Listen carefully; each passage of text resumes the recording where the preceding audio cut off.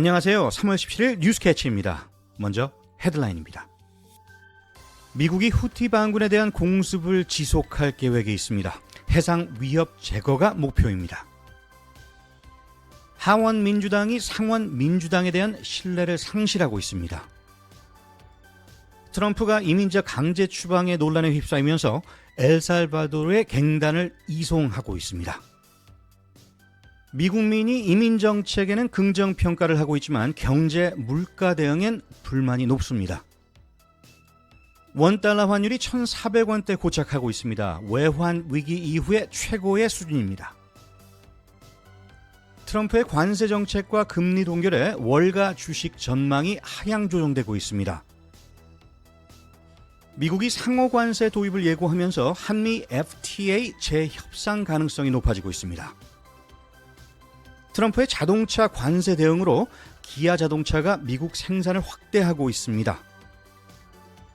트럼프 행정부의 불법 해고에 법원에서는 복직 명령을 내렸습니다.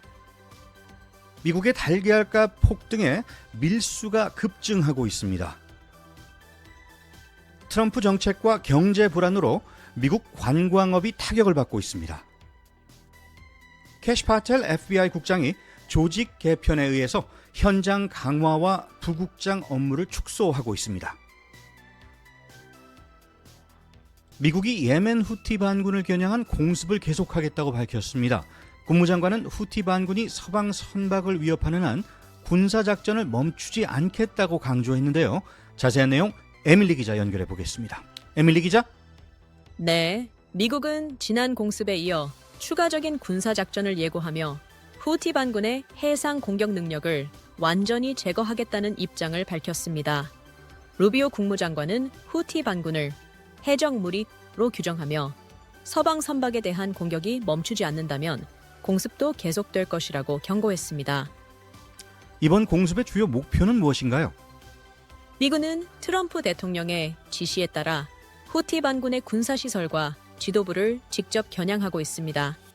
특히 미사일 기지, 드론 조종센터, 주요 군사지휘소 등이 집중 타격을 받았습니다. 국방부 관계자는 이번 작전이 단순한 보복이 아닌 후티 반군의 해상 공격 능력을 근본적으로 무력화하는 것이라고 설명했습니다. 이번 공습으로 인한 피해 상황도 전해졌죠? 네, 후티 반군 측은 이번 공습으로 인해 최소 30명 이상이 사망하고 101명이 부상을 입었다고 밝혔습니다. 하지만 미국 국방부는 후티 반군의 발표를 공식적으로 확인해주지 않으신 상태입니다. 반군 측은 이번 공격이 민간 지역까지 영향을 미쳤다고 주장하며 강경 대응을 예고한 상황입니다. 미국의 공습이 이란과의 긴장을 더욱 고조시킬 가능성도 있겠군요. 네, 그렇습니다. 백악관은 이란이 후티 반군을 지원하고 있다며 강력한 경고 메시지를 보냈습니다. 국방부는 이란이 핵 개발을 계속할 경우 모든 옵션을 고려할 것이라며 군사적 대응 가능성을 배제하지 않았습니다. 현재 중동 지역의 긴장이 최고조로 치닫고 있는 상황입니다. 네, 앞으로의 전개를 계속해서 지켜봐야겠군요. 에밀리 기자, 감사합니다. 하원 민주당과 상원 민주당 간의 갈등이 정치적 균열을 일으켰습니다. 상원 민주당 지도자 찰 슈머가 공화당의 예산안을 통과시키면서 하원 민주당은 이를 강력히 비판하면서 지도력의 의문을 제기했습니다. 하원 민주당 지도자 하킴 제프리스를 포함한 많은 의원들은 슈머의 결정에 실망감을 나타내며 이에 대한 비판을 이어갔습니다. 이번 갈등은 2026년 대선과 트럼프와 공화당에 맞서는 싸움에서 중요한 영향을 미칠 것으로 보입니다. 도널드 트럼프 대통령이 200여 명의 갱단 용의자를 엘살바도르의 초대형 교도소로 강제 이송했다고 밝혔습니다. 그는 1798년 제정된 외국 적대자법을 비밀리에 발동해 신속한 추방을 시도했지만 연방 법원이 이를 중단시켰습니다. 엘살바도르의 나이브 부켈레 대통령은 트럼프의 조치에 협력하며 이송된 이들이 강제 노동에 처해질 것이라고 발표했습니다. 하지만 인권단체들은 엘살바도르 감옥에서의 인권 유린 가능성을 강하게 우려하고 있습니다. 미국인 과반이 트럼프 대통령의 국경과 이민 정책을 긍정적으로 평가했지만 경제 정책과 물가 관리는 부정적인 시각이 더 많았습니다. NBC 여론조사에 따르면 경제 정책 지지율은 44%에 그쳤고 인플레이션 대응 지지는 42%로 과반에 미치지 못했습니다. 반면 국가 안보 이민 정책에 대한 지지는 55%로 5대 주요 국정 이슈 중 유일하게 절반을 넘었습니다. 트럼프 대통령의 전반적 국정 수행 지지율은 47%대로 역대 대통령들의 초반 평가보다는 낮은 수준을 기록했습니다. 올해 1분기 원달러 환율이 1,400원대 중반을 유지하면서 외환 위기 이후에 가장 높은 수준을 기록하고 있습니다. 환율은 4개월째 1,400원대를 유지하며 뉴 노멀로 자리 잡았습니다. 지난 14일까지 평균 환율은 1,450.7원으로 이달 말까지 큰 변동이 없다면 1998년 이후에 최고치를 기록할 전망입니다. 미국의 긴축 정책과 글로벌 강달러 흐름, 국내외 경제 불안이 환율 상승을 부추기고 있으며 개인 투자자의 해외 증권 투자 증가도 달러 유출을 가속화하는 요인으로 작용하고 있습니다. 이번 주 미국과 주요국 중앙은행들의 금리 결정이 중요한 이슈로 떠오르고 있습니다. 특히 트럼프 대통령의 관세 정책이 경제 불확실성을 더욱 키우고 있는데요. 에밀리 기자, 자세한 소식 전해주세요. 네, 미국 연방준비제도 FED는 이번 주 FOMC 회의를 열고 기준금리를 결정할 예정인데요. 현재 시장에서는 금리 동결 확률이 98%에 달한다고 보고 있습니다. 침체 우려가 계속되면서 금리 인하 기대도 커지고 있지만 연준은 신중한 입장을 유지하고 있습니다. 특히 금리 인하는 빨리 단행되기보다는 경제 상황을 지켜보며 결정을 내릴 것으로 보입니다. 일각에서는 연준이 금리 인하 시점을 6월로 예상하고 있지만 일부 전문가들은 9월까지 금리가 변동하지 않을 가능성도 제시하고 있습니다. 일본, 영국, 중국 등 주요국 중앙은행들도 금리 동결 가능성이 크다고 전망하고 있습니다. 금리 결정에 대한 신중한 접근이 이어지는 가운데 브라질은 인플레이션 대응을 위해 금리를 인상할 가능성도 제기되고 있습니다.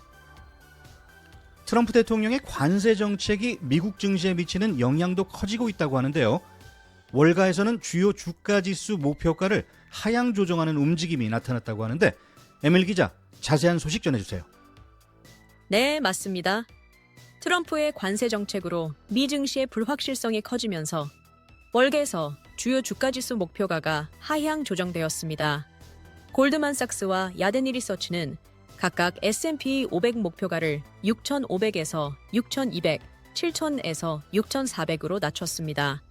전체 평균 목표가도 소폭 하향됐습니다.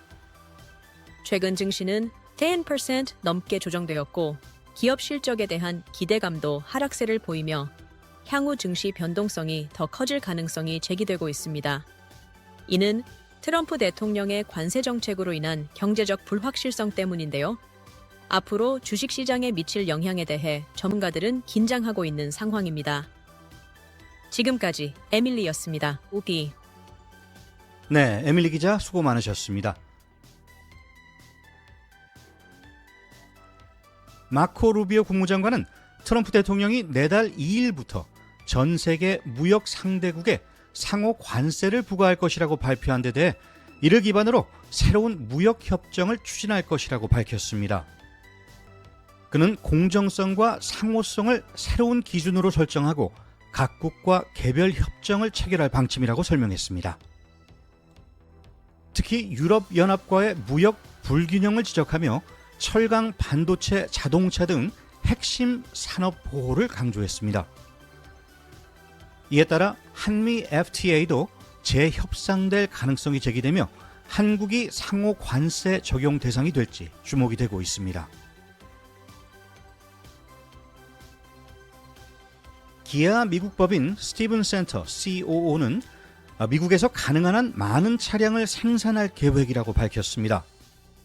그는 기아에 맞는 방식을 따르고 있다면서 관세가 각 브랜드에 미치는 영향을 고려한 전략을 지속적으로 추진할 것이라고 말했습니다. 기아는 미국 시장에서 큰 성장을 기록했으며 전기차 생산 일부를 미국으로 옮길 예정입니다. 또한 트럼프 대통령의 자동차 관세 발표에 대응하기 위해서 사업 전략을 면밀히 검토하고 있다고 전했습니다. 연방법원은 트럼프 행정부가 단행한 대규모 공무원 해고가 불법이라며 복직을 명령했습니다. 그러나 법무부의 항소로 복직이 지연될 가능성이 큽니다. 이번 해고는 트럼프와 일론 머스크가 연방 관료제를 개혁한다며 추진했지만 법원은 절차 위반과 근로자 보호법 위반을 지적했습니다. 한편 일부 해고자들은 복직보다는 새로운 일자리 찾기에 집중하겠다는 입장을 보이고 있습니다. 최근 미국에서 달걀 값이 급등하면서 멕시코에서 저렴한 달걀을 밀반입하는 사례가 크게 늘고 있습니다. 관세 국경보호청에 따르면 샌디에고와 텍사스 접경 지역에서 압수된 달걀이 각각 158%, 54%나 증가했습니다. 에그플레이션 현상으로 일부 지역에서는 12개들이 달걀이 $10를 넘기도 했습니다. 트럼프 행정부는 가격 담합 조사와 함께 최대 $10억 투입해 대응에 나설 계획입니다. 트럼프 대통령의 무역 정책과 공격적인 언어가 국제 여행자들의 미국 방문을 줄이고 있습니다. 캐나다, 유럽, 중국 등지에서 미국 대신 다른 여행지로 향하는 이들이 증가하며 이는 미국 관광 산업에 수십억 달러의 손실을 초래하고 있습니다. 관광경제학계에서는 올해 미국 방문객이 5% 감소할 것으로 예상하며 이는 트럼프 행정부의 정책이 미친 영향이라고 분석합니다. 경제 불안정과 더불어 관광업은 더욱 위축되고 있으며 특히 캐나다와 유럽에서의 방문객 감소가 두드러집니다. 하루에 3시간을 걸으면 7년 후에 지구를 한 바퀴 돌 수 있다고 합니다. 네, 오늘 걷기 운동의 첫 걸음을 내딛는 것은 어떠십니까? 뉴스캐치 오늘 소식은 여기까지입니다. 좋은 하루 되시기 바랍니다. 진행의 탑프로였습니다.